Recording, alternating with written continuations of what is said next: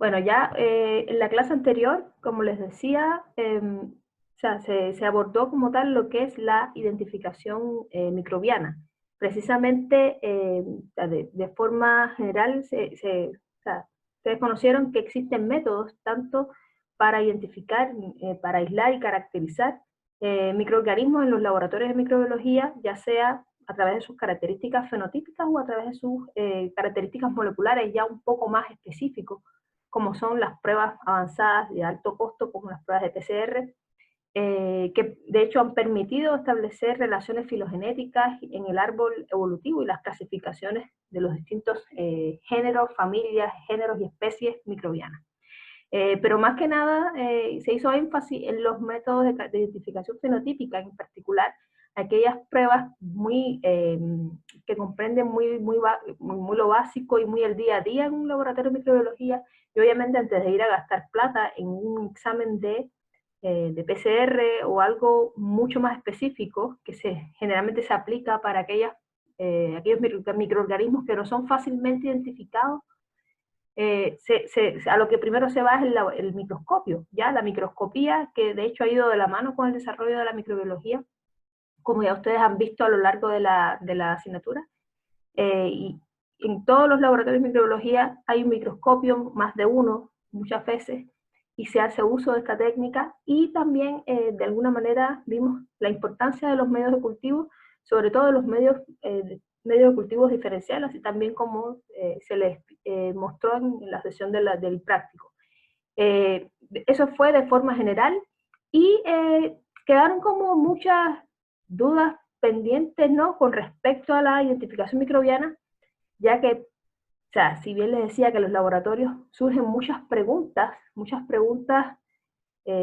así como esenciales sobre el tipo de microorganismo que se enfrenta, si es patógeno o no, y sobre esta idea de la patogenicidad de un agente microbiano, porque históricamente ya muchos microorganismos provocaban un gran número de enfermedades que tienen más que nada un contexto histórico y que eran muy letales en aquella época porque no existía una cura y existía un gran desconocimiento de este mundo invisible o no perceptible a los humanos. Y bueno, fue precisamente la figura de Robert Koch, que también en clases anteriores ya hemos abordado sobre o sea, la presencia de Robert Koch en la microbiología, sobre todo en lo que es la microbiología clínica o médica también, ya que fue precisamente quien, a través de lo que hoy se conoce como los postulados de Koch, demostró la relación de un agente microbiano infeccioso con una enfermedad. En este caso, bueno, estamos hablando del Bacillus anthracis, que es el que ocasiona la enfermedad del anthrax, y él fue capaz de aislar este agente infeccioso, lo aisló y demostró que inoculándolo en un ratón, un animal sano, se producía la enfermedad. Y una vez que la enfermedad se producía a través de manifestaciones clínicas, nuevamente tomaba muestras de ese animal supuestamente infectado y observaba que era capaz de volver a aislar ese mismo agente infeccioso. Y de esta manera demostró la teoría de los gérmenes de la enfermedad que previamente fue postulada por Louis Pasteur, pero no la pudo demostrar y fue precisamente Robert Koch, y a partir de numerosos estudios en los que obviamente desarrolló técnicas, sobre todo relacionadas con los cultivos puros, logró también estudiar y aislar otros agentes microbianos infecciosos, como por ejemplo el Mycobacterium tuberculosis, también conocido como bacilo de Koch, y entre otras enfermedades. Y es por eso que también se le conoce como el padre de la microbiología médica moderna, ¿ya? Y precisamente en este sentido surgen muchas preguntas con respecto a muchas interrogantes que enfrenta, o desafíos que enfrenta esta rama de la microbiología, ¿ya? Y también en su momento ya ustedes conocen que la microbiología a su vez comprende un nivel de especialización que ha dado lugar a un gran número de subdisciplinas eh, y categorías, ¿ya? Prácticamente son áreas de estudio que se derivan de la microbiología y por sí solas tienen un sustento bien sólido en la investigación por la importancia que tienen. Y bueno, precisamente la microbiología médica por la implicación que ha tenido en la salud del hombre y la salud también de muchos animales, porque si bien en el rubro médico el objetivo fundamental es la salud humana, también indudablemente hay que abordar el problemas que puede ocasionar algunos animales por el tema de la zoonosis, ya que son aquellas enfermedades que son transmitidas de animales al hombre. Y muchas preguntas y desafíos surgen en este campo, o sea, como tal, ¿es patógeno un microorganismo? ¿Es transmisible la infección que produce? ¿Cuál es el mecanismo que puede producir este tipo de microorganismo? Porque el mecanismo muchas veces nos da pistas, muchas veces no, de hecho, da una pista muy importante de cómo debemos estar preparados para enfrentar esa infección, y al mismo tiempo también da pistas de lo que podría ser el tratamiento para esa enfermedad infecciosa. Y cuáles son también, precisamente, de eso deriva cuál es el tratamiento, y también si tiene alguna resistencia a los antibióticos, cosa que también es muy común, sobre todo en muchas bacterias. Y precisamente de esta rama de la microbiología médica, a la vez surgen subdisciplinas que están asociadas con lo que es la salud humana, ¿ya? Pero es tanta la diversidad y tanta la variedad de microorganismos patógenos que producen distintos tipos de infecciones, que a su vez ha conllevado una subclasificación de ramas como la parasitología, la micología, la bacteriología, y también, bueno, la virología, que es también un nivel de especialización más allá de la microbiología médica. Y por eso, bueno, el objetivo de la clase de hoy, más que nada, será conocer uno de los principales microorganismos patógenos, o los microorganismos principales que causan enfermedades patógenas, más que nada por la importancia que tiene para la salud humana. Igual, bueno, yo los exhorto a que se apoyen en la bibliografía de apoyo, el Brook y el Prescott, que son las dos fuentes bibliográficas más importantes para apoyarse en el estudio de esta temática. Más que nada, veamos primero algunos términos que se manejan en la disciplina, en lo que es la microbiología médica o la microbiología clínica. Más que nada médica, porque clínica es más externo. Esto es más bien un enfoque que deben usar los microbiólogos, y deben ir de la mano con los médicos, ¿ya? Precisamente, un término muy recurrente, bueno, es el concepto de infección, que no es más que la presencia de un microorganismo y por ende su multiplicación en un tejido o en un individuo sano. En pocas palabras, bueno, aquí en la diapositiva se muestra la definición de la OMS, pero hay muchas definiciones, pero al final el significado es el mismo, ¿no? Que es la presencia o la multiplicación de ese microorganismo en un tejido, en una célula, un huésped sano. O sea, dígase huésped, en este caso estamos hablando del hombre, esencialmente. Y un proceso infeccioso en sí, bueno, es la interacción que existe entre precisamente este agente patógeno o agente infeccioso y el huésped sano. Y de ahí también se deriva el término de enfermedad infecciosa, que es ya la manifestación clínica, los síntomas ya que se expresan a raíz de esta infección provocada por un microorganismo patógeno. Y existen también, bueno, otros términos y definiciones manejados en el área, como por ejemplo, muchas veces se habla de flora normal, están hablando, o sea, y la flora normal se refiere a aquellas bacterias que viven en el ser humano normalmente, habitualmente. La flora es como una especie de comunidad microbiana que normalmente habita, ya sea, por ejemplo, la flora gastrointestinal en el intestino, pero también, por ejemplo, hay una flora normal en nuestro cabello, en el interior de las fosas nasales, en la piel. Es lo que se conoce, ese término se maneja mucho. Bueno, el término patógeno, que es un microorganismo que ocasiona un daño y una enfermedad, en particular al hombre. Están los patógenos oportunistas, sobre todo los patógenos oportunistas, como es el caso de muchos hongos patógenos que producen micosis, y lo que hacen es precisamente generan su infección a expensas de determinadas condiciones especiales. El huésped está generalmente vulnerable por otro tipo de infección previa o por un tratamiento de antibiótico, como es el caso de las personas, por ejemplo, una amigdalitis, está recibiendo un tratamiento de antibióticos para erradicar la amigdalitis, la infección, o una faringitis, y entonces una vez que está siendo tratada con esos antibióticos, estás anulando, estás erradicando la infección bacteriana, pero ahí ganan fuerza las infecciones, las micosis, ¿ya? Porque son patógenos precisamente oportunistas. Y también, bueno, otros términos como infección latente, la reactivación, que generalmente se utiliza para aquellas condiciones en las que primero el germen está como en fase de latencia por falta de nutrientes o un periodo de adaptación, y de repente cuando se dan las condiciones se reactiva, ¿ya? Y se reproduce y se dispara la multiplicación de ese agente microbiano, entre otros términos que también se manejan mucho en esta rama. Ahora, existen una serie de factores muy importantes y que están involucrados en la génesis o en este cuadro infeccioso. Algunos factores están determinados básicamente por el propio microorganismo en sí, por el patógeno en sí, por su capacidad, sus factores de virulencia, su capacidad de entrar y de invadir al huésped, y otros factores que determinan este cuadro infeccioso están determinados más que nada por el huésped. Con respecto al patógeno, o sea, la infección más que nada depende de su capacidad de adherencia, de multiplicación, también de la capacidad que tiene para evadir la respuesta o la reacción del huésped, ¿ya? Y también su capacidad de diseminarse. Son esencialmente los factores que determinan por parte del patógeno que se desarrolle o no un cuadro infeccioso. Y por parte del huésped, bueno, en pocas palabras, el sistema inmune.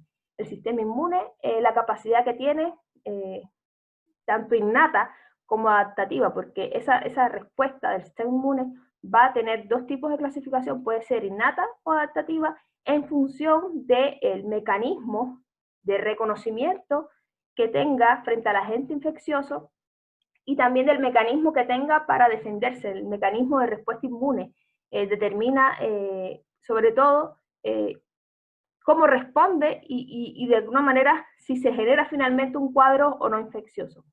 Bueno, pues precisamente existen células inmunes, precisamente tienen la capacidad, en el sistema inmune están las células y también hay otras moléculas que son responsables de reconocer la estructura del agente microbiano y de esta manera responden, ya sea por mecanismos de fagocitosis, mecanismos más bien de toxicidad, en los que constantemente, si bien o intentan o al menos en algunos casos llegan a destruir al agente patógeno, y en eso se resume la capacidad de respuesta, ya sea innata o adaptativa, del huésped, y que por ende determina la generación ya finalmente del cuadro infeccioso. Otro aspecto importante a considerar son las vías que utiliza el patógeno para diseminarse. Y esto también va mucho con la facilidad que tengan para generar este cuadro infeccioso, ya que estas vías de infección microbiana o de vías de diseminación pueden ser ya sea por inhalación, que es el caso de las vías respiratorias, por una inhalación, por ingestión, como es el caso de las infecciones gastrointestinales o entéricas, ya a través de la ingestión de un alimento, de agua contaminada, y también, bueno, vías de diseminación a través de la piel, ya sea por cortes en la piel, heridas, en el caso de los diabéticos, las úlceras, son puente de entrada para la infección de determinados agentes. Son formas en las que un microorganismo patógeno se puede diseminar o puede entrar al huésped, ¿ya? Y también, bueno, el aparato urogenital, en el caso de las enfermedades de transmisión sexual, también es muy común, sobre todo en el caso, las mujeres somos más vulnerables a este tipo de infecciones por el tema de la anatomía o la estructura del aparato reproductor femenino, tienen mejores condiciones para una infección, una enfermedad infecciosa. Ya, no es que el hombre tampoco, ¿no? Pero generalmente hasta ese tipo de diferencias establecen que las vías de diseminación sean mucho más efectivas en algunos ejemplares o algunos huéspedes que en otros. Y eso, bueno, evidentemente también dice mucho de la infección. Y conocer las vías por las que se disemina también es muy importante para controlar epidemiológicamente la enfermedad. Y bueno, eso en pocas palabras: vías respiratorias, tubo digestivo, aparato urogenital, y la vía de transmisión cutánea, o sea, de la piel, en pocas palabras. Ahora, volvamos otra vez al concepto de enfermedad infecciosa, que les decía que es ya la manifestación clínica o sea, los síntomas ya que producidos por la infección. Y en este caso, bueno, volviendo a la infección, que es la multiplicación de un agente o un huésped susceptible, esto guarda mucha relación también con las formas de clasificar una enfermedad infecciosa. Existen muchos términos para clasificarla, sobre todo, o sea, depende mucho, entre otras cosas, más que nada de su transmisibilidad, de qué tipo de agente patógeno, y también, bueno, otra forma de clasificar o poder identificar una enfermedad infecciosa de otra es precisamente a través de conocer qué cantidad de personas afecta. También existen otras formas de clasificación que no son muy útiles desde el punto de vista diagnóstico. Ya como por ejemplo, a veces las enfermedades infecciosas también pueden ser clasificadas por su evolución en el tiempo, y en este sentido pueden ser crónicas, agudas, subagudas, pero como les decía, no tiene tiene una clasificación muy poco práctica desde el punto de vista diagnóstico. Pero así como los que yo considero más importantes que ustedes aprendan a reconocer, es aquellas clasificaciones, por ejemplo, que comprenden lo que es la transmisibilidad, ¿ya? Si son unas enfermedades infecciosas transmisibles o no transmisibles, también la cantidad de personas que afectan, y esto determina si estamos enfrentando una enfermedad endémica, una enfermedad esporádica o una enfermedad epidémica, o sea, una epidemia, como es el caso del COVID, que los epidemiólogos plantean que con el tiempo se va a convertir en una enfermedad endémica. Hay que ver qué es lo que pasa con el tema del tratamiento, pero bueno, la forma de clasificar una enfermedad infecciosa más importante, por lo menos desde el punto de vista de los microbiólogos, es precisamente considerando el agente patógeno que provoca la infección. En este caso, la enfermedad infecciosa puede ser una infección bacteriana, una infección viral, o una producida por hongos patógenos, una micosis, y también aquellas infecciones producidas por protozoos y por priones, como ya hemos comentado en clases anteriores, el caso de las encefalopatías, específicamente la enfermedad de las vacas locas, que es producida por una infección por priones. Y este es el método de clasificación que yo diría que, en resumen, o sea, las otras quizás dicen mucho desde el punto de vista epidemiológico, pero desde el punto de vista microbiológico, y por ende sirven mucho más para lo que es un tratamiento efectivo y un diagnóstico efectivo, son la clasificación según el agente patógeno. Y bueno, también considerando esta clasificación con respecto a la transmisibilidad de la enfermedad infecciosa, surge también un concepto, un término, que es la enfermedad infectocontagiosa, porque una enfermedad puede ser transmisible, ¿ya? Pero además no es lo mismo ser transmisible que ser contagiosa, porque una enfermedad infectocontagiosa es aquella que se transmite por contacto directo de persona a persona. Y por ejemplo, aquí les mostraba que, de ejemplo, esta clasificación dejaría fuera las enfermedades como el tétanos, que es una enfermedad infecciosa producida por una bacteria, Clostridium tetani, y precisamente no es por el Clostridium tetani, pero más adelante vamos a ver qué agente infeccioso provoca esta enfermedad, pero no es contagiosa, o sea, no es contagiosa, no se transmite de persona a persona, pero sí es transmisible por vía indirecta, por eso contagiosa entre comillas. Y, o sea, es un término que surge a raíz de esta clasificación y se usa mucho también, sobre todo por los epidemiólogos.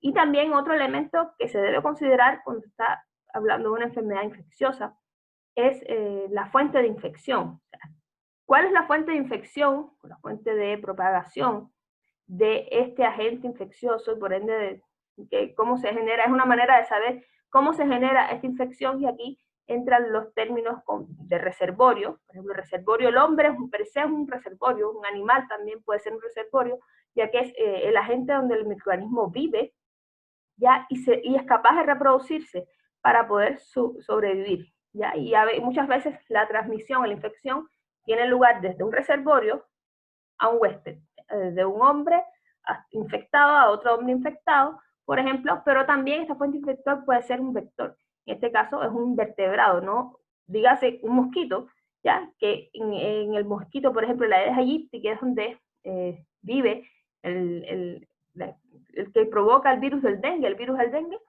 y a través del mosquito, de la picadura del mosquito, se transmite a un huésped sano, ¿ya? Y es un vector en ese caso.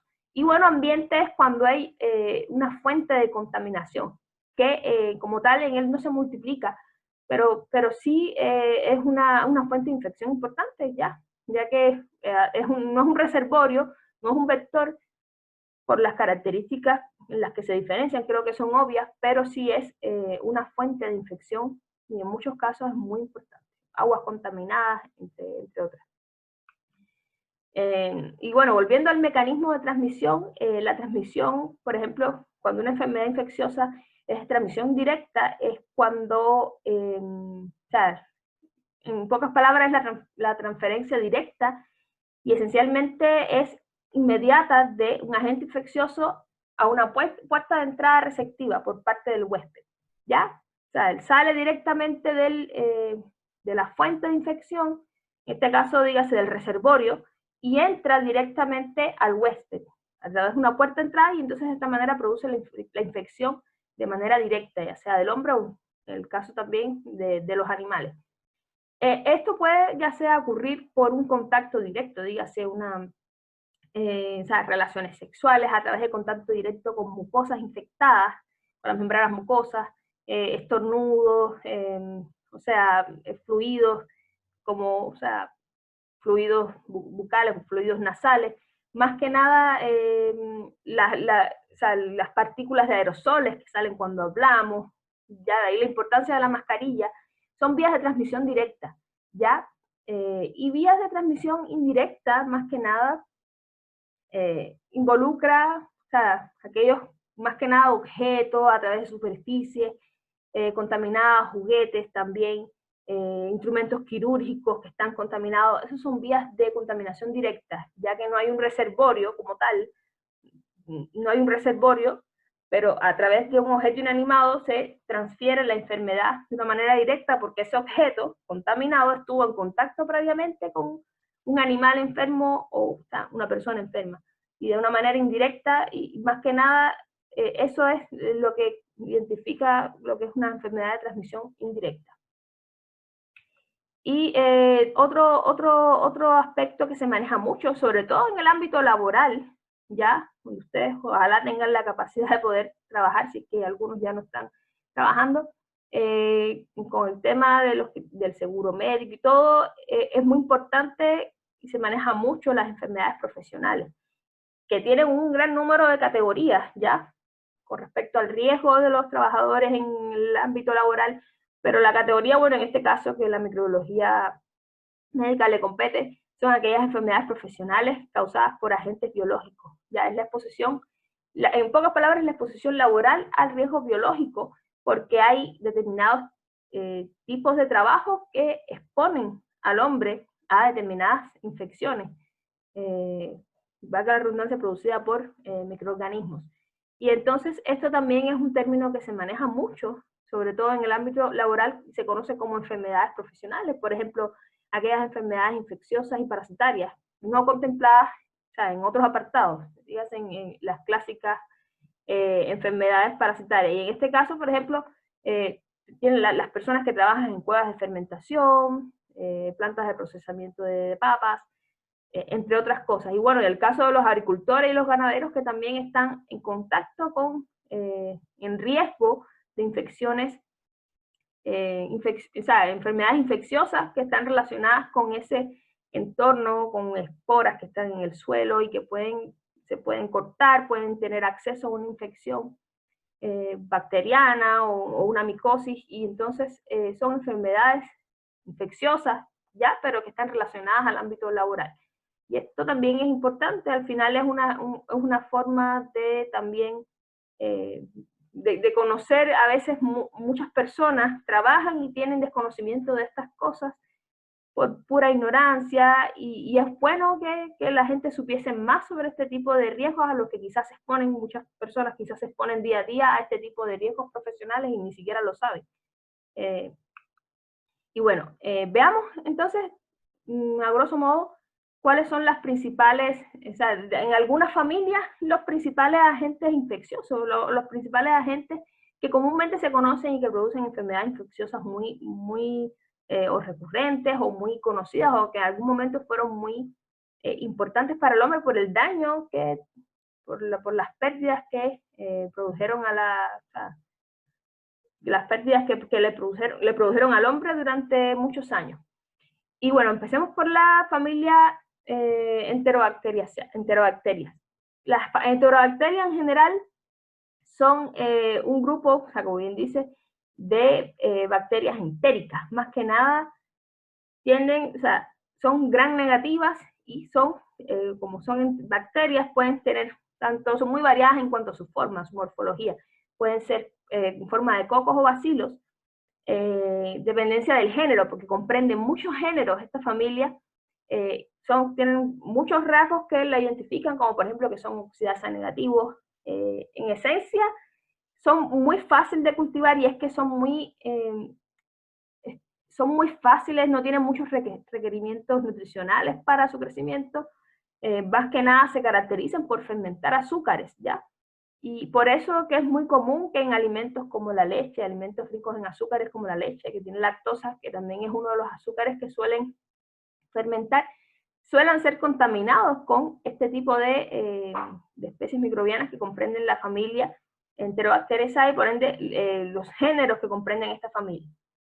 Más que nada, o sea, además de que fermentan carbohidratos, entre otras razones, la importancia que tienen es porque son muchas veces los responsables de infecciones gastrointestinales, infecciones que son, como diría yo, los clásicos en este ámbito, muchas veces por intoxicaciones alimentarias, y más que nada, o sea, los más comunes así o los más frecuentes de escuchar son los coliformes, los conocidos como los coliformes, que contaminan, como les decía, muchos alimentos.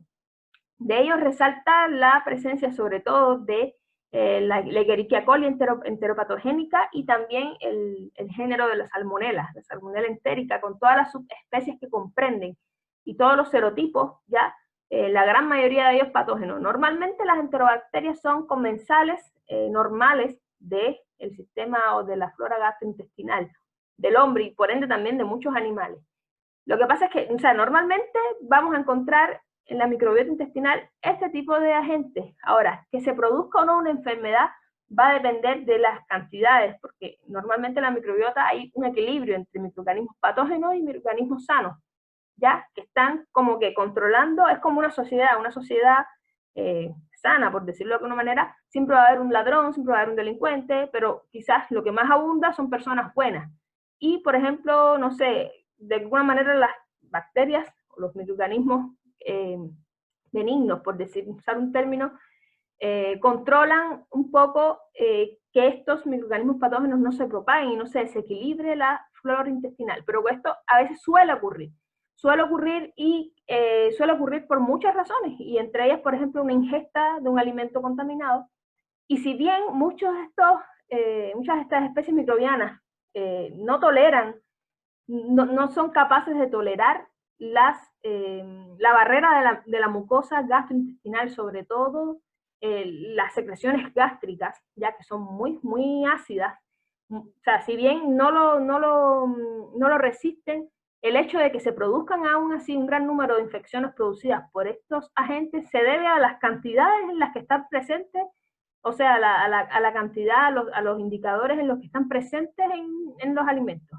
¿Ya? Es importante que hayan generalmente, no sé, en un orden de 10 a la 12 o mayor, para que un gran número de las bacterias que están presentes en ese alimento contaminado, que son las patógenas, algunas mueran tratando de pasar la barrera gastrointestinal, pero otras logran atravesar esa barrera y ahí, bueno, se produce la infección y por ende la enfermedad. En este caso, muchas veces, enfermedades que producen diarreas y deshidratación. Y, bueno, como les decía, la Escherichia coli y la salmonela Salmonella entérica, son responsables, sobre todo la Salmonella typhi también, son responsables de muchas enfermedades y sobre todo en países en vías de desarrollo, la salmonela que es y también, bueno, la Escherichia coli son responsables de un gran número de muertes en niños, sobre todo. Y también algo importante como tal, la familia de las Enterobacteriaceae, es que son resistentes a los antimicrobianos, en muchos casos, como es el caso, como la penicilina, son resistentes a la penicilina, y esto también es algo muy distintivo de esta familia como tal. Veamos la familia Leptospiraceae, que está comprendida por un único género, el género Leptospira. Y precisamente se caracterizan por ser bacterias aerobias de tipo, son espiroquetas, más que nada de formas espiroquetales, donde tienen la peculiaridad de ser tan delgadas que no pueden ser fácilmente observadas por un microscopio de luz corriente. Y es por eso que se precisa de microscopios con determinadas condiciones, como un microscopio de campo de luz oscuro, de campo oscuro, para poder apreciar su forma espiroqueta, y tienen la peculiaridad también de ser móviles. Son móviles, y esto también de alguna manera facilita un poco su propagación. Tienen la peculiaridad de ser hidrófilas, resisten altas temperaturas, es muy común de encontrarlo en hábitats, ambientes húmedos, muchas veces tropicales también. Por eso a veces se les suele confundir con otras enfermedades también de naturaleza tropical y endémicas, como es el dengue, porque la sintomatología no es muy diferente, y por eso también es importante la prueba del PCR para establecer qué tipo, por síntomas. Muchos de estos agentes infecciosos producen enfermedades infecciosas con síntomas muy similares. Ya algunas que son muy distintivos, obviamente, pero en el caso de la leptospiraceae es muy importante la prueba de PCR para determinar el origen de la infección, porque puede ser por los síntomas confundido por precisamente otras enfermedades de síntomas similares. Y tienen la peculiaridad también de que son muy invasivos, son muy invasivas las bacterias comprendidas en el género Leptospira. ¿Por qué razón? Porque tienen la presencia de una enzima, la hialuronidasa, que es la que degrada el ácido hialurónico que conforma el tejido conectivo, y por ende rompe la barrera de permeabilidad del tejido conectivo, y de esta manera accede a muchos tejidos de órganos. Y es algo que caracteriza las enfermedades producidas por bacterias de este género. No todas las subespecies o las especies comprendidas en el género de la Leptospira son patógenas. La gran mayoría sí, pero hay otras que son básicamente especies intermedias u oportunistas, y hay otras que no son patógenas, ¿ya? Pero por lo que ha cobrado importancia es precisamente porque la gran mayoría producen una enfermedad, en específico la especie Leptospira interrogans, que es la que conoce la enfermedad conocida como la enfermedad de Weil, o leptospirosis, que es precisamente muy problemática para el hombre. Problemática primero porque por la forma de la patogenia, ¿ya? Este tema que les decía de su capacidad de invasión, gracias a la presencia de la enzima hialuronidasa, ¿ya? Que accede fácilmente a los tejidos conjuntivos, precisamente porque altera la permeabilidad por degradar el ácido hialurónico, pero también por la exotoxina, la endotoxina que produce, que es la fibrolicina. Y de esta manera produce daños en los tejidos, varios tejidos, como pueden ver en el hígado, en el ojo, sobre todo en el hígado, y de ahí los síntomas que se produce una ictericia, ya los ojos amarillos de las personas, ya, y esto va a tener relación con el daño que produce el hígado, y también, bueno, lo clásico, fiebre, escalofríos, dolores musculares, cual es muy similar, como les decía, con otras enfermedades como el dengue. Y esto también hace que sea muy invasiva de forma general. Por eso, insisto, es importante el diagnóstico a través del PCR, porque por sintomatología es muy parecida a otras enfermedades. Y también muy importante es que se asocia su presencia a roedores, a básicamente ratones, ratas, también a canes, a perros, y se propaga mucho a través de la orina de estos animales, ¿ya? Y es algo también, o sea, por contacto directo con la orina infectada, nos podemos contagiar en este caso por la Leptospira interrogans.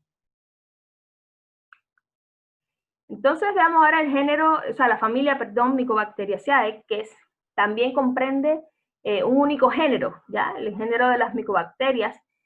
Y si bien el nombre puede ser un poco confuso, porque así a ojo, hasta ahora conocíamos que el sufijo mico se refería básicamente a los organismos comprendidos en el reino de los hongos, el reino fungi. En este caso, se relaciona también, más que nada, también ese término, la etimología en latino, también significa tanto hongo como cera, y esto hace, o sea, esto obviamente no guarda ninguna relación con hongo porque no se trata de una estructura fúngica, sino más bien de una bacteria, y por ende, más que nada el nombre hace alusión a compuestos cerosos que están conformando la pared celular de este tipo de microorganismos. Entonces este género, o sea, incluye patógenos, que son muy importantes porque han producido enfermedades letales para el hombre. Entre ellos, bueno, la tuberculosis y la lepra, ya enfermedades históricas, básicamente, y tienen la característica de ser aerobias. Son aerobias y es algo, son aerobias y son móviles, y no son móviles, es otra característica que guardan en particular las especies comprendidas en el género Mycobacterium. Y en específico nos centraremos en lo que es la Mycobacterium tuberculosis por toda la implicación que ha tenido en la salud, en la mortalidad a nivel mundial, ya que es precisamente la bacteria responsable de un gran número de casos de tuberculosis, por ende de muchas muertes. De hecho, o sea, normalmente es incolora, es aerobia estricta. Aerobia estricta quiere decir que es aerobia, y esto también guarda mucha relación con la forma en la que se disemina o se propaga la infección, ¿ya? Un crecimiento que obviamente está subordinado a la presencia de oxígeno, esto tiene que ver con el ser aerobia estricta, y también guarda también mucha relación que sea resistente al frío, a la congelación, a la desecación. Sin embargo, es sensible al calor, ¿ya? O sea, que bueno, pensemos que lugares muy fríos, bajas temperaturas también favorecen mucho la propagación de una infección por Mycobacterium tuberculosis. Algo también muy interesante es que ya de alguna manera ustedes conocen que quien descubrió este agente infeccioso fue precisamente Robert Koch, el mismo que estableció los postulados de Koch a través de sus estudios con el anthrax, y también asoció este microorganismo con la presencia de la bacteria, de la enfermedad tuberculosis, que en aquella época era completamente desconocida, y es por eso que también se le conoce como el bacilo de Koch. Bacilo de Koch, que es el agente infeccioso que produce la tuberculosis. Es alcohol ácido resistente, que es otro detalle también de identificación para este tipo de agentes, es algo distintivo, o sea, una vez que se le aplica una tinción con fucsia, con rojo fucsia, se resisten a la decoloración por alcohol y ácido. Entonces, esto es una forma también de identificarlos en un laboratorio.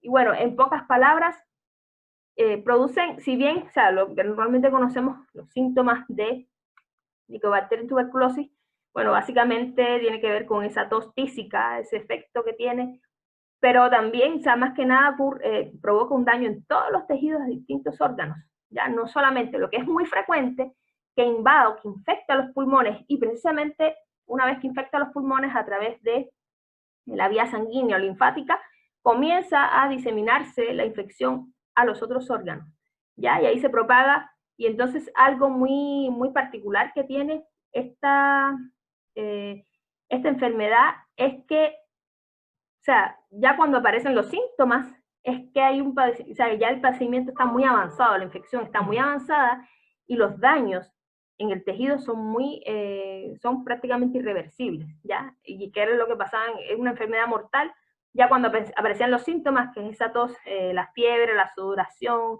la tos purulenta, la expectoración de sangre, ya en esos casos ya hay un daño en el tejido, un daño tisular, y no solo en los pulmones, sino también en otros tejidos, como les decía, y de ahí también el nombre tuberculosis, cuando en la observación al microscopio se observa en el tejido la presencia de lo que conocen como tubérculos, ya que es precisamente un daño tisular, un daño en el tejido. Bueno, y otra cosa interesante es que existen personas infectadas, ¿ya? con Mycobacterium tuberculosis, sin embargo, son sanos, son asintomáticos, ya no presentan los síntomas. Y otros que, bueno, desgraciadamente, o sea, dentro de los infectados pueden haber algunos sanos y otros que ya como tal son enfermos. Y entonces, por toda la implicación que ha tenido esta enfermedad desde 1997, la OMS publica un reporte anual sobre la epidemiología, sobre el estado de esta enfermedad, el comportamiento de esta enfermedad a nivel mundial. Ya como una especie de evaluación completa y una manera de no descuidarse, ya que si bien es una enfermedad que está controlada, si la comparamos años atrás, que supuestamente tiene un tratamiento, igual es una manera de controlar y de observar por área, por cada región del mundo, cómo se comporta esta enfermedad para poder mantenerla de alguna manera a raya. Ya que se dice que alrededor por cada 8.000 personas que pueden enfermarse con tuberculosis, alrededor de 2 millones, o sea, por cada 8, 2 mueren por esta enfermedad. Y todavía, aunque no lo crean, todavía en algunos lugares en vías de desarrollo de mucha pobreza, también estas enfermedades todavía pueden seguir existiendo. Bueno, entonces, con respecto a la familia Bacilliaceae, comprende un gran número de bacterias gram positivas con forma de bacilos. De hecho, el nombre, bueno, viene justamente que la familia Bacilliaceae comprende bacterias con forma de bacilos, que es lo que caracteriza los géneros que conforman esta familia. Son característicos de formar endosporas o esporas, es lo mismo, endosporas, esporas, ya que en algún momento se los comenté que justamente el género Bacillus dentro de la familia Bacilliaceae es común que formen endosporas. Y también la presencia de cápsulas, lo cual guarda mucha relación con las formas virulentas, con especies virulentas, y de hecho hay representantes de esta familia que son muy críticos con respecto a enfermedades que producen, como es el Bacillus anthrax, y también, bueno, el Bacillus cereus, que es más asociado a enfermedades o intoxicaciones alimentarias. Son básicamente anaerobios facultativos y también tienen la característica de tener movilidad. En caso de que tengan, porque no todos tienen movilidad, la movilidad que poseen es perítrica. O sea, que poseen flagelos, muchos flagelos en varias zonas de la superficie de la bacteria. Y esto también como que facilita mucho la motilidad. Ya ustedes conocen que es una forma también de propagación muy efectiva en los microorganismos. Entonces, algo característico es que las esporas, todo tiene una explicación, ¿no? Y las esporas, que es un mecanismo de supervivencia de estas bacterias, básicamente suelen estar en el suelo, ¿ya? Y en el suelo justamente pueden haber una gran cantidad de esporas de estos géneros, ¿ya? De género Bacillus. Y precisamente, o sea, la espora es una forma inactiva de la bacteria, ya que hay escasez de nutrientes. Y como hay escasez de nutrientes, es una señal ya cuando la célula, la bacteria, por ejemplo, Bacillus, ve que hay pocos nutrientes, sabe que va a morir, empieza a formar la espora. Y bueno, en este caso la espora generalmente la forma en estos géneros, la forma más que nada en el centro de la célula, lo cual hace que no se deforme, que al microscopio no se vea como una deformación, sino que hay que usar técnicas de contraste para ver la estructura de la espora formada dentro de la célula, ¿ya? Y precisamente forma la espora en vías de que la muerte celular se sobreviene pronto por la escasez de nutrientes o condiciones muy adversas. Y entonces la espora queda ahí y cuando se dan las condiciones idóneas, germina. Y una vez que germina, se multiplican fácilmente, se dispara la multiplicación y precisamente o sea, son capaces de, por ejemplo, seguirse multiplicando en animales ya muertos, o sea, restos de animales y vegetales, también, ¿sabes? Más que nada tejidos, porque, bueno, ya ustedes conocen que son medios de cultivo naturales. Y cuando hay presencia de estos nutrientes, ahí entonces las esporas germinan y se forman nuevamente las bacterias y es un mecanismo de supervivencia muy, muy válido y de hecho es lo que de alguna manera las hace peligrosas porque las endosporas son termoresistentes, resisten todas estas condiciones adversas.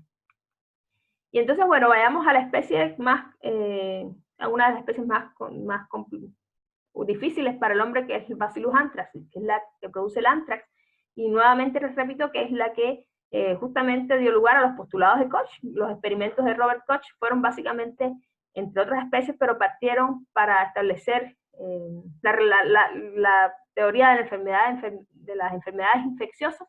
Fue básicamente con un experimento aislando este germen, y aislándolo demostró que era capaz de infectar un organismo, un ratón, un animal sano, y nuevamente de este animal sano podía nuevamente aislar y cultivar el mismo agente infeccioso. Entonces, bueno, hay muchas cepas de Bacillus anthracis, y justamente la virulencia, unas son más virulentas que otras. O sea, dentro del mismo género, la misma especie, hay muchas cepas, y entre ellas varían mucho, como les decía, con respecto a la virulencia. Y esta virulencia está determinada fundamentalmente con la presencia de la cápsula. En algún momento también de la clase, cuando hablamos de la estructura celular de una bacteria, existen elementos estructurales que eran facultativos, ¿ya? Y la cápsula era uno de ellos, y precisamente la relación que guarda la cápsula con la estructura de la célula de Bacillus anthracis es precisamente asociada a la virulencia, ¿ya? Y es lo que distingue una cepa de otra dentro de la misma especie de Bacillus anthracis. Y esto es muy importante también. A su vez, bueno, las endosporas pueden ser ingeridas, ¿ya? Una especie de transmisión indirecta, pueden ser ingeridas por el ganado, o sea, por las especies ganaderas, y de ahí comienza a reproducirse dentro del animal, y entonces finalmente lo liquidan y mueren, ¿ya? Pero aún, como les decía, aún el animal muerto pueden seguirse reproduciendo en los tejidos, mientras haya nutrientes para que sigan creciendo. Y entonces, en pocas palabras, les decía que la acción patógena del Bacillus anthracis está mediada principalmente por dos factores, dos elementos importantes. Una es lo que se conoce como sustancia P, que es un polipéptido que está conformando la cápsula de esas especies, o de esas cepas, perdón, de Bacillus anthracis que son virulentas. Como les decía, la cápsula es un factor de virulencia muy importante, y en este caso la sustancia P es un polipéptido que justamente está comprendido en esta cápsula. ¿Y qué función realiza? Bueno, tiene la capacidad tiene propiedades antifagocitarias. Y entonces de esta manera promueve que se resista frente a la invasión de otras bacterias. Y entonces promueve también la invasión bacteriana, y de esta manera logra invadir y promover obviamente la infección. Y como les decía, muchas cepas de Bacillus anthracis no son virulentas, y está asociado precisamente a que no contienen la estructura de la cápsula, que es la que tiene la sustancia P, este polipéptido capsular. Y el otro elemento importante en la patogénesis de las toxinas, o sea, en las patogénesis del Bacillus anthracis, son sus toxinas. Y en particular el factor B, que es una exotoxina, que como casi todas las toxinas son de naturaleza proteica, y en esencia es la causante de los síntomas clínicos, ya. Los síntomas clínicos que, por ejemplo, en el caso de los rumiantes, pueden ser temblores, tambaleos, o sea, básicamente convulsiones y inmediatamente la muerte. En el caso de los rumiantes, duran no más de 3 días. En menos de 3 días muere el animal. Pueden incluso producirse hemorragias por los orificios, ya, por orificios corporales, la nariz, los oídos. Y en el ser humano pueden producir distintas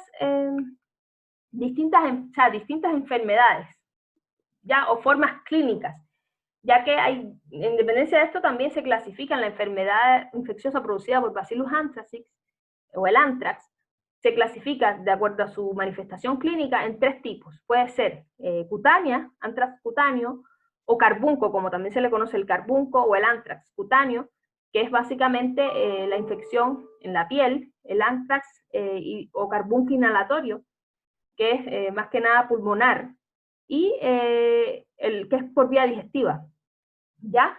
Y lo complicado es que tanto el intestinal como el inhalatorio no son fácilmente diagnosticados, o sea, por lo menos por síntomas clínicos no son diagnosticadas fácilmente, ya que los síntomas, una vez más repito, se parecen mucho a los de otras enfermedades. O sea, la parte clínica es muy importante, la presencia de síntomas pero desgraciadamente los síntomas muchas veces en muchas enfermedades como esta llegan tarde o suelen confundirse con otras enfermedades y cuando se diagnostica y se medica un tratamiento solamente a base de los síntomas sin hacer las pruebas microbiológicas pertinentes y saber identificar cuál es el agente patógeno que causa la infección, puede llevar un tratamiento equivocado y por ende a la muerte en este caso de la persona, que más que nada está centrada en la clase de la salud humana. ¿Ya? Y entonces esa es como tal la importancia de controlar y de conocer en qué consiste una enfermedad infecciosa provocada por Bacillus anthracis.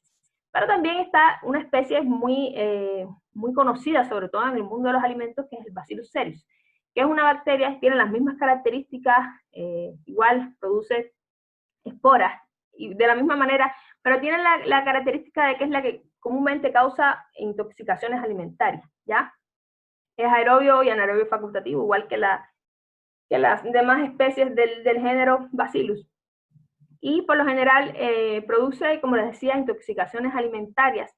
Están presentes, obviamente, yo creo que el nombre cereus, el nombre cereus viene de cereales también. Está presente en arroz, en muchos alimentos, sobre todo cereales y también otro tipo de alimentos que de manera indirecta, por ejemplo, consumidos por especies ganaderas y puede traspasarse alimentos que son elaborados con la carne de esas especies. Entonces, considerando que forman esporas y la resistencia que tiene a tratamientos térmicos, también guarda una gran importancia, y también porque compite mucho con otros microorganismos infecciosos, como es el caso de la salmonela, que es una enterobacteria, y también Campylobacter. Entonces la sintomatología como que puede llegar a ser la misma, dolor abdominal, diarreas, y de la misma manera produce síntomas muy similares a infecciones por enterobacterias muy conocidas como la E. coli y la salmonela.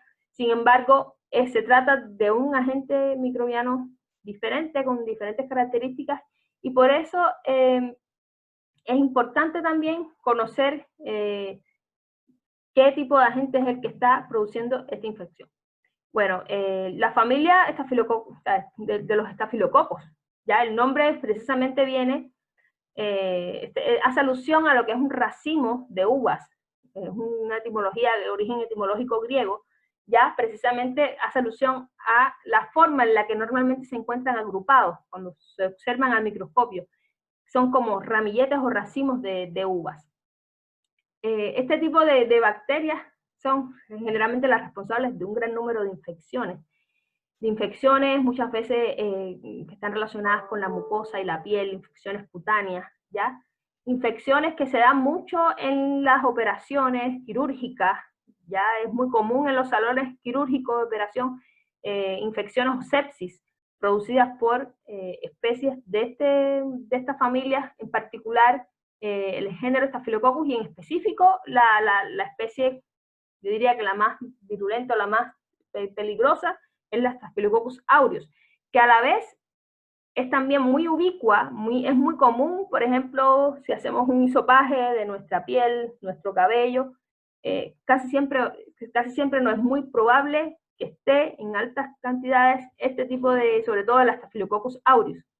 ¿Ya? Y es por eso, por ejemplo, en las buenas prácticas, en los mataderos de animales, cuando se está sacrificando un animal, obviamente para el consumo humano de carne, es muy importante evitar la contaminación de la carne con este tipo de bacterias, con el Staphylococcus aureus, que está normalmente en la superficie de la piel, en la superficie de los órganos contaminados, y entonces es muy común el tipo de las infecciones que produce, y es una gran variedad de infecciones, ya que en dependencia de la cepa tienen una gran cantidad de subespecies que producen una gran cantidad de diferentes toxinas, ¿ya? Y estas toxinas, a su vez, pueden ser, algunos que dicen que son 4, más que nada, me gusta más reconocer como que son 5 toxinas las que puede producir los estafilococos, las toxinas estafilocóxicas, como son las citotoxinas, la leucocidina, la toxina exfoliativa, la toxina del síndrome del shock tóxico, que es precisamente la que produce el shock tóxico, y en dependencia del tipo de toxina es la patología y por ende también los síntomas clínicos que va a observarse en la infección.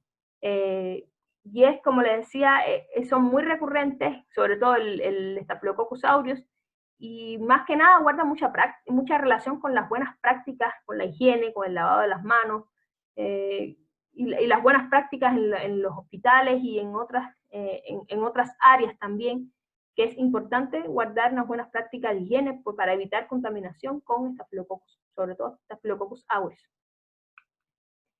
En el caso, bueno, la familia Clostridiaceae es particularmente identificada por bacterias que son anaerobias. Ya bacterias anaerobias que son más que nada bacilos gram positivos. O sea, pueden ser también anaerobios quimiótrofos, o sea, y lo importante que forman endosporas, al igual que la familia, el género Bacillus, comprendido en la familia Bacilliaceae, que forman endosporas. Y también, o sea, es muy característico que formen esa forma de fósforo o palillo, ya que también, que es lo que de alguna manera le da el nombre etimológico, y o sea, existen muchos agentes comprendidos en esta familia, específicamente del género Clostridium, que son responsables de muchas patologías. Bueno, la más conocida, Clostridium botulinum, ya que presente en muchos alimentos, sobre todo alimentos enlatados también, se encuentra presente este agente patógeno que es el Clostridium botulinum. También está el Clostridium septicum, el Clostridium prefigens y o sea, el Clostridium tetani, que es el causante de la enfermedad del tétano. Específicamente, como les decía, que es una enfermedad que se produce por contacto con superficies oxidadas, ¿ya? Y ahí es un puente de acceso para infectarse con este agente que puede producir la muerte. De hecho, históricamente también es una enfermedad, yo me gusta decir que es antigua porque existía hace mucho tiempo y el hombre no sabía manejarla, precisamente por el desconocimiento de cuál era el agente causal. No todas las especies del género Clostridium son patógenas. De hecho, algunas son parte del comensal normal de la flora intestinal. Forman parte, o sea, cuando ustedes ven el nombre de Clostridium, al tiro pensamos que estamos tratando un microorganismo patógeno porque lo asociamos inmediatamente con la especie Clostridium botulinum, pero no necesariamente. Pero sí, obviamente cabe mencionarlos por la importancia que estas especies en particular, los daños que han ocasionado al hombre. Más que nada porque se habitan en el tracto gastrointestinal la gran mayoría, tanto de los humanos como de los animales, y pueden provocar muchas infecciones a través de la producción de diferentes toxinas, ¿ya? Y de hecho se les conoce como las toxinas clostridiales, ¿ya? Cada una de estas especies patógenas que les había mencionado, por ejemplo, el Clostridium botulinum produce la toxina del botox, o sea, la famosa toxina del botox. Es una toxina alimentaria. No me gusta el término, muchos usan el término alimenticia. Desde el punto de vista semántico yo considero que está mal ahí. Yo por lo menos me perdono porque ahí no me gusta referirme a una toxina alimentaria. Alimenticio es algo que te alimenta, en este caso estamos hablando de una toxina. Y bueno, es lo que provoca lo que se conoce como el botulismo, ¿ya? Que es prácticamente un desorden neurológico que produce la muerte. Es una enfermedad también de control que hay que estarla controlando en alimentos, como les decía, alimentos enlatados, alimentos envasados, procesados.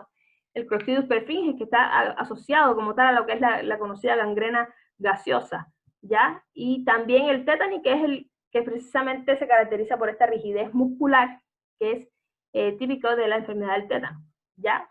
Y entre otras, pero más que nada se caracterizan por producir subtoxinas que son altamente muchas veces neurotóxicas y por ende son muy peligrosas. ¿Ya? Aquí vean, bueno, algunas imágenes de aquí. Esta imagen que es un cuadro precisamente hace alusión de la enfermedad del tétano. Y esto de acá que ven es la necrosis por la gangrena gaseosa. Y bueno, aquí como les decía, las formas, no sé si pueden ver, alcanzan a ver la forma de bastoncillo o de fósforo, que también caracteriza las especies del género Clostridium. Y bueno, veamos las enfermedades producidas por hongos patógenos, o también conocidas como la micosis. que es precisamente la infección, una enfermedad infecciosa, pero en particular aquella que es producida por un hongo. En este caso, obviamente, si se trata de una infección, es un hongo patógeno, y las más comunes que conocemos todos es el pie de atleta, la tiña, la caspa, que es tan problemática para nosotros. Bueno, es producida por un hongo. Bueno, imagino que algunos lo saben por tantas veces que transmiten el comercial de Medicaf en la televisión. Yo creo que ahí les queda claro a todos que es un hongo el responsable de la caspa. Y precisamente la micosis también es un área de estudio, una subdisciplina de la microbiología que ha ganado particular atención, ¿ya? Por todo lo que implica. Y bueno, también los términos que se manejan en esta subdisciplina o en el área de las micosis, también se utiliza el término de micotoxicosis. Cuando se refiere, o sea, la micosis es la infección producida por el hongo, pero la micotoxicosis se refiere a la toxina que produce el hongo, por lo tanto es una micotoxina, y muchas veces las micotoxinas son las que de verdad generan un problema serio, más que la infección, más que la micosis en sí, como es el caso de la caspa, que uno la controla o no, pero no te va a matar tener caspa. Pero las micotoxinas son bien problemáticas y son agentes causales de muchas enfermedades, incluso hay micotoxinas que son responsables hasta de varios tipos de cáncer. Así, tal cual, micotoxinas que se encuentran, de hecho, presentes en alimentos como el maní. De hecho, yo cuando fui estudiante en la clase de toxicología, a mí me traumó mucho el tema de que es muy abundante encontrar micotoxinas en la cáscara del maní. Y desde ese entonces yo no consumo maní con cáscara, precisamente porque quedé como un poco traumada con la incidencia de que se ha demostrado de que las aflatoxinas que están presentes, por ejemplo, en algunos tipos de alimentos asociados a algunos tipos de especies fúngicas, tóxicas o patógenas, mejor dicho, están relacionados con la aparición de cáncer a largo plazo, porque no es que comas hoy, te ingieras hoy una aflatoxina y el otro día tengas cáncer, sino se trata de una exposición en el tiempo, prolongada, que se den las condiciones y puede dar lugar a un tipo de cáncer producido fundamentalmente por estas toxinas producidas por hongos. Y entre otras enfermedades, o sea, existen, algo que caracteriza, bueno, los mohos crecen sobre materiales vegetales y de esta manera se deterioran, pero también, por otra parte, actúan como antibióticos. Y esta manera compiten o superan a los microorganismos y también aquí se ve lo que es el oportunismo de que muchas veces hay personas que son vulnerables a la infección con hongos porque están sometidas a un tratamiento con antibióticos y de esta manera bajan las defensas microbianas. ¿Sabe? El antibiótico tiene la bendición de que si bien te puede erradicar la infección, la bacteria infecciosa, también estás destruyendo bacterias que pueden ser benéficas, por eso es que te daña la microflora intestinal. Y de esta manera acaba con la microflora normal, como estás bajo un tratamiento con antibióticos, y ahí es donde se puede producir una micosis, y por ende una micotoxicosis, producto de lo oportunistas que pueden llegar a ser algunas especies de estos patógenos. Bueno, pues precisamente, como les decía, las sustancias que son las micotoxinas tienen una gran variedad estructural, pero las micotoxicosis pueden ser clasificadas también en dependencia de cómo se pueden dar lugar la infección por las micotoxinas. Pueden ser de tipo primario o de tipo secundaria. De tipo primaria cuando directamente se consume un vegetal, como les decía, maní, un vegetal que esté contaminado por el hongo productor, el hongo patógeno que produce la micotoxina, y por ende se forma la micotoxina, y entonces se consume esa especie vegetal, se consume el producto, ya sea el hombre o incluso animales, y entonces en ese caso estamos hablando de una micotoxicosis primaria, una fuente directa, una puerta de entrada directa al huésped. Y en el caso secundario es cuando, por ejemplo, hay animales domésticos que consumen estos productos vegetales que contienen las micotoxinas producidas por el hongo, y entonces esta micotoxina tiene la facultad, por eso también la micosis es estudiada por microbiólogos, pero también los toxicólogos tienen un área de estudio dedicada solamente a las micotoxinas, porque tienen la capacidad de acumularse en los tejidos, y entonces de esta manera puede estar presente en muchos productos cárnicos o en las secreciones de muchos mamíferos, como es la leche, que es de consumo para nosotros, y por ende la leche directamente o productos derivados de la leche, productos lácteos, que son consumidos por el hombre. Y de esta manera en la leche también aparecen, se ha encontrado, de hecho son pruebas de control de evaluación que se le hace a la leche, es comprobar si hay presencia de aflatoxinas, de micotoxinas en general, por esta fuente de contaminación secundaria o indirecta por micotoxinas. Y entonces, bueno, se define en resumen la micotoxina como una enfermedad que no es transmisible, o sea, no es transmisible de una persona a otra, o sea, yo diría más bien no es contagiosa. Pero el tratamiento con drogas o antibióticos, de hecho, no tiene ningún efecto. Y de hecho, un tratamiento con antibióticos lo que puede potenciar, más que nada, la acción del hongo que produce la toxina y por ende aumentar los niveles de micotoxina. El brote está comúnmente asociado, o sea, como les decía, a un alimento, un forraje específico, sobre todo de tipo vegetal. Y las micotoxinas a la vez son metabolitos secundarios, o sea, son componentes de estos, son productos que producen los propios hongos patógenos, que muchas veces son parte de su mecanismo de defensa y por ende producen estos efectos tóxicos, o sea, de manera directa o indirecta sobre animales y humanos.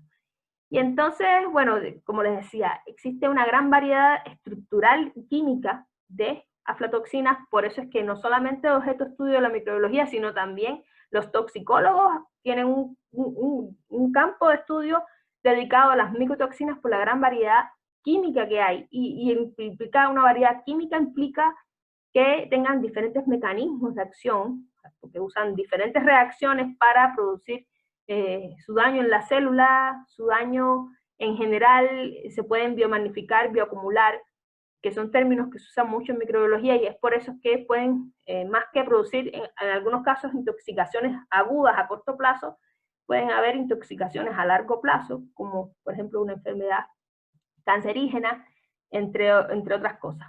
Y eso, más que nada, y existe, por ejemplo, la familia de hongos, una familia de hongos es capaz de producir muchas aflatoxinas o muchas micotoxinas, porque aflatoxina es un tipo de micotoxinas. Y precisamente esto también lleva a una clasificación de las mismas, considerando el tipo o el género de hongos patógenos que producen esta toxina. Una de ellas, bueno, el Aspergillus, el Fusarium, el Penicillium, o sea, no todos los Penicillium producen, o sea, son buenos, en pocas palabras, Clavicet, y también el género Alternaria. O sea, en general producen alfa-toxinas, tricotecenos, o sea, distintos tipos de micotoxinas que producen distintos daños, y por ende, si pueden ver, son distintas las fuentes de contaminación, como les decía, por ejemplo, semillas de algodón, maní, vinos, el vino, tejidos animales. Por otro lado también está el arroz, la cebada, alimentos conservados. Es muy común también en algunas frutas o derivados de manzana y del tomate. Entonces el control de calidad también debe ir dirigido a testear en los alimentos, más que nada, la presencia de micotoxinas, porque si bien la produce un hongo y a lo mejor el hongo no está presente directamente en el alimento, porque a lo mejor el hongo ya murió, pero la micotoxina, que a veces suelen ser termoresistentes también, está presente y es la que como tal suele ser un problema para la salud del hombre. Y bueno, ya de forma general y como un poco más a modo de resumen, veamos lo que es la zoonosis. La zoonosis, que bueno, viene del griego, que implica la palabra animal y enfermedad. O sea, evidentemente es una enfermedad infecciosa o sea, que se produce en un animal y se transmite de un animal al hombre, y viceversa. De hecho, a veces recibe una subclasificación de nombre en función del sentido en el que se transmita la enfermedad, del hombre al animal y del animal al hombre. Pero en general es zoonosis, cuando esto es posible, cuando una enfermedad en un animal puede afectar al hombre.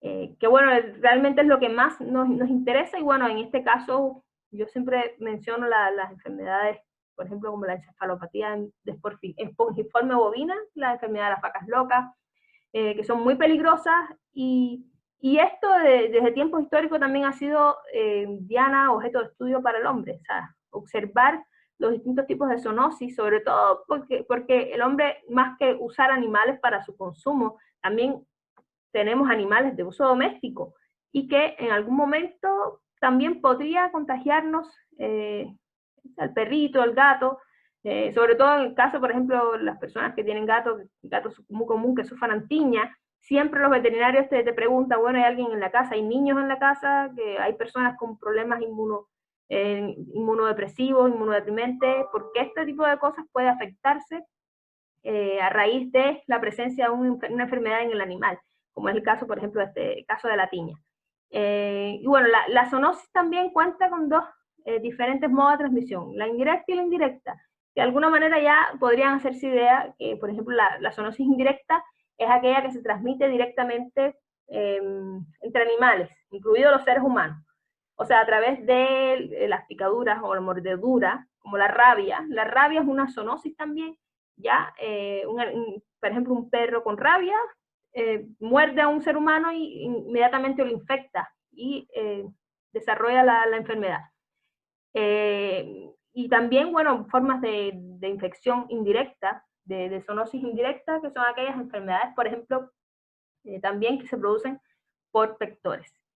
Y de esta manera, o sea, hay muchas categorías de zoonosis también considerando el agente infeccioso, como les decía, la zoonosis priónica, como es el caso de la enfermedad de las vacas locas, la zoonosis vírica, que es como ejemplo la rabia, como les decía, pero también el antivirus. El antivirus es un ejemplo de zoonosis, ¿ya?